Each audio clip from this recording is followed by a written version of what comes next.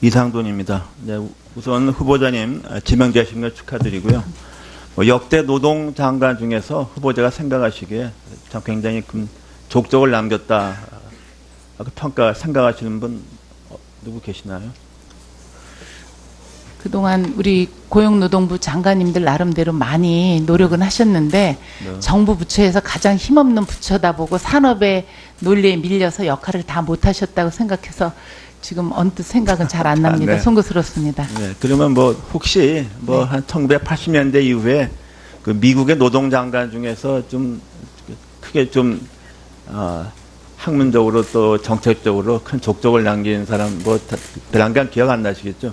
네, 그렇습니다. 송구스럽습니다. 다 한번 넘겨보시기 바랍니다. 그 로버트 라이시라는 뭐 제가 생각하기에는 저도 미국의 노동장관 딴 사람 기억도 안 납니다. 다 정치인인데 로버트 라이시는 하버드 대학에서 케네디 스쿨에 교수하다가 클린턴 행정부 1기 동안에 장관을 4년 지냈고 책도 많이 내고 몇 가지는 국내 번역도 됐습니다. 이 라이시 교수는 장관 되기 전부터 미국의 경쟁력은 거대한 자본이 아니라 잘 훈련되고 교육받은 유능한 근로자라고 생각을 해서 클린턴 정부에서 큰 역할을 했습니다.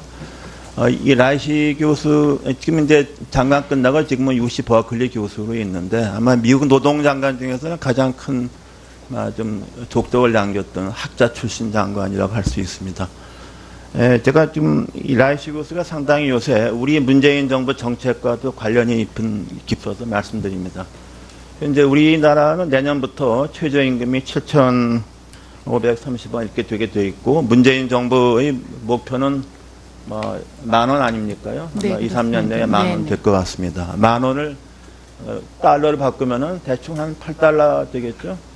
네. 그렇죠? 네. 후보자께서는 현재 미국의 최저임금이 대충 얼마인지 아시나요? 10달러가 조금 넘는 걸로 알고 네, 있습니다. 연방이 뭐 연방 기준은 뭐 7달러 이렇게 돼 있는데 대부분의 주가 10달러 안 넘게 돼 있죠.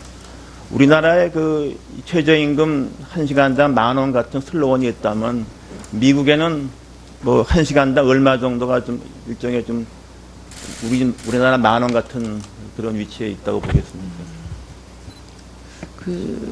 제가 네, 다음 넘겨주시죠. 네. 네. 그게 지금 15달러입니다. 그게. 네. 그래서 이 로버트 라이시 교수는 우리 문재인 정부가 지향하는 정책처럼 이른바 기본 소득, 베이직 인컴을 강조하고 이렇게 기본 소득을 올려야만 소비가 늘고 경제가 는다. 아주 그냥 문재인 정부 정책과 굉장히 판박입니다.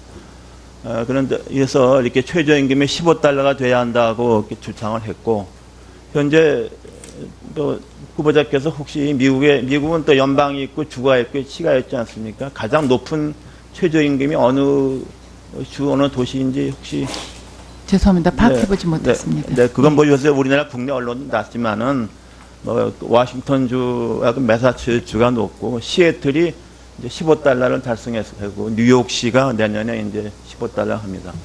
그래서 현재 그 15달러를 두고서 굉장히 논쟁이 많습니다. 그 라이시 교수 같은 사람은 그 자신의 어떤 학문적인 소신을 시애틀에서 실현을 시켰어요.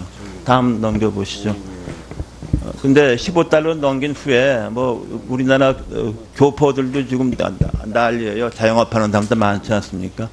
우리나라 교포들이 잠못 이룬다 말이죠. 그냥 뭐 일할 사람들이 인건비 때문에 못하겠다. 뭐 이렇게 지금 상당히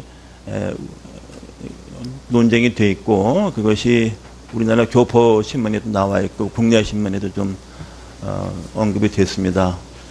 미국에서 그 최저임금이 우리나라가 2, 3년 내에 8달러 되는 것하고 미국의 대부분 시에서는 뭐 11달러, 12달러인데 15달러는 굉장히 높은 겁니다. 그래서 저는 이런 그 논쟁에 대해서 후보자께서 어느 정도 좀 문제의식을 갖고 있고 인식을 하고 있는가 이런 게 좀 궁금해서 제가 좀 물어본 겁니다. 네, 그 다음번 넘겨주시죠. 네. 그래서 그 시애틀시가 15달러로 최저임금을 올리니까 어떤 문제가 있나 그 논쟁이 많으니까 그래서 그 워싱턴에 있는 가장 큰 대학인 유니버시티 워싱턴에 대해서 연구 용역을 했는데 그 결과에 의할 것 같으면은 상당히 오히려 일자리를 감축시킨다는 그런 결과가 나왔습니다. 여기에 대해서 UC 버클리에서는 그 라이시 교수 영향인지 모르지만은 또 그 외식업 중심으로 해서 그렇지 않다는 거 있지만 대체로 얘기해서 워싱턴 대학의 결론이 또 타당으로 인정을 받고 있습니다. 그래서 이것이 과연 소득주도 성장, 최저임금을 올리는 것이 반드시 근로자들한테 좋은 것인가? 이렇게 되니까 임금 시간이 줄어서 최저임금을 받았던 사람들의 소득의 총액이 오히려 줄었다는 이런 그 실증적인 연구가 저 시애틀 대학에서 워싱턴 대학에서 나온 바가 있습니다. 그 다음번 한번 또 넘겨주시죠. 이 로버트 라이시도 훌륭한 학자이지만은 그 라이시 교수는 그 정책대학원에 있죠. 그 에프타인 교수로 시카고 대학 교수인데 미국의 로스쿨 교수가 10,000명은 되겠지만은 그 중에서 가장 훌륭한 교수 10명 뽑은다 그러면은 확실히 들어가는 교수 중에 하나가 에프타인 교수인데 이 교수가 최근에 지목받은 칼럼을 썼어요. Economic Fantasies of Robert Reich. 그래서 $15 최저임금을 올려서 기본소득이 오르면 일자리가 증가하고 경제가 성장한다는 것은 판타지다 말이죠. 더군다나 에프타인 교수는 여러분들이 한번 찾아보시면 뭐 엄청난 그 연구업적에 있는 훌륭한 학자라는 것은 좀 누구나 다 인정하는 것이 되겠습니다. 저는 이 논쟁에서 물론 로버트 라이시 교수도 굉장히 훌륭한 사람입니다. 클린턴 행정부 때 그 월가 장관들이 기대했을 때 역할을 했지만은 기본소득, 최저임금 소득 같은 것이 이런 논쟁이 있다. 그래서 한번 제가 장관님 한번 어느 정도 좀 인식하시나 한번. 네. 위원님께서 지금 최저임금에 대해서 우려하신 거 잘 알고 있습니다. 그리고 많은 그 자영업자라든가 소상공인들도 지금 우리 어려운 경제 상황에서 최저임금을 이렇게 올리는 거에 대해서 우려하고 있는 것도 굉장히 사실입니다. 근데 지금 우리 사회가 소득 그 불평등이 너무 심화되어 있습니다. 그래서 또 해결해야 할 시대적 과제라고 또 생각을 합니다. 그래서 앞서 이 최저임금을 현실화하려면 우리는 단기적과 장기적인 처방이 좀 필요하다고 봅니다. 단기적으로는 그 여러 가지 논란은 있지만 지금 추경에서 3조 원을 그 갖고 소상공인들이나 중소기업 어려운데 직접 지원한다는 거는 저는 일시적으로 단기적인 정책이라고 봅니다. 그리고 장기적인 정책에는 우리나라의 여러 가지 특히 그 경제 구조가 좀 왜곡되어 있는 게 많습니다. 본사와 대리점과의 관계, 원청과 하청 간의 관계, 그런 부분에 저는 그 시장 질서만 바로 잡으면 그 대리점이라든가 또 하청업체라든가 그런 여러 부분들이 이익 구조가 좀 많이 개선될 거라 생각합니다.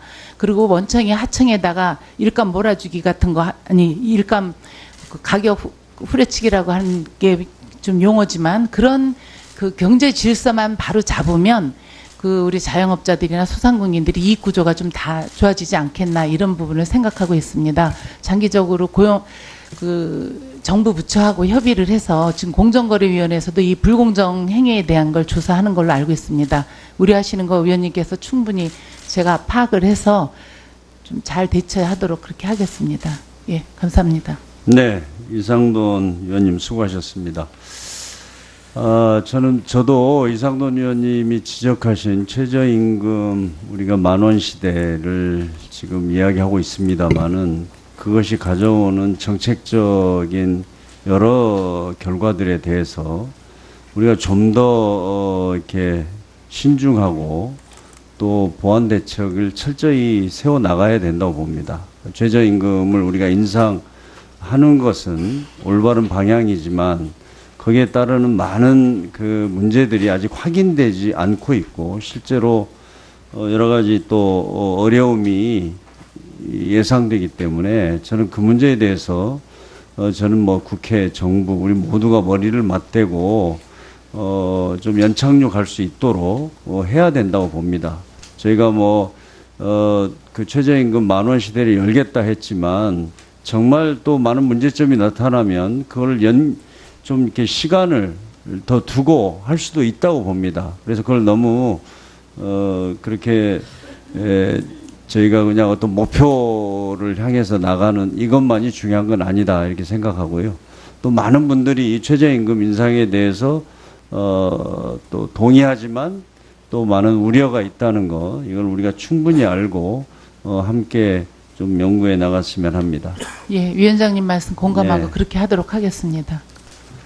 네, 그렇습니다. 송구스럽습니다. 다 한번 넘겨보시기 바랍니다. 그 로버트 라이시라는 제가 생각하기에는 저도 미국의 노동장관 딴 사람 기억도 안 납니다. 다 정치인인데 로버트 라이시는 하버드 대학에서 케네디 스쿨에 교수하다가 클린턴 행정부 1기 동안에 장관을 4년 지냈고 책도 많이 내고 몇 가지는 국내 번역도 됐습니다. 이 라이시 교수는 장관 되기 전부터 미국의 경쟁력은 거대한 자본이 아니라 잘 훈련되고 교육받은 유능한 근로자라고 생각을 해서 클린턴 정부에서 큰 역할을 했습니다.